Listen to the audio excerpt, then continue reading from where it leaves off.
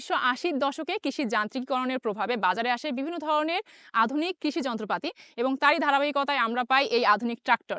আমার পিছনে দেখতে পাচ্ছেন সোনালিকা ট্রাক্টর। এই ট্রাক্টরটি দিয়ে আজকে আমাদের প্রজেক্টের জমি চাষ করা হচ্ছে।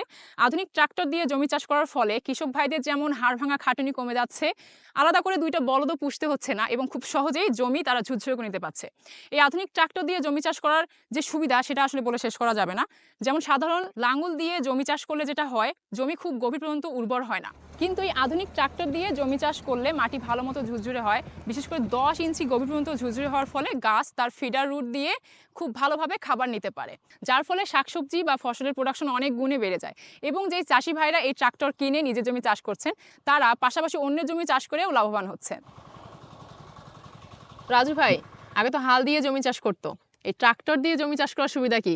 হাল দিয়ে চাষ করতে অনেক সময় লাগতো, মানে 1 একর জমি চাষতে 2 দিন তো বেশি লাগতো আর কি। এখন 40 থেকে 50 মিনিটের মধ্যে 1 একর জমি চাষ করা যায়। মানে 2 দিনের কাজ এখন 40 মিনিটে হয়ে যায়। হ্যাঁ হ্যাঁ, ড্রাইভার হেল্পার দিয়ে 4.5 লক্ষ থেকে 5 লক্ষ টাকা আয় হয়। আর কি কি সুবিধা আছে এই গাড়িটার? অনেক সুবিধে, মানে চাষ করা যায়, গভীরতা হয়, চাষ ভালো হয়, পেছনে ডালা লাগিয়া ধান আনা যায়, ভুট্টা আনা যায়। মাল্টি ফাংশনাল, হ্যাঁ, অনেক কাজে হ্যাঁ, ব্যবহার হ্যাঁ, করা হ্যাঁ। যায়।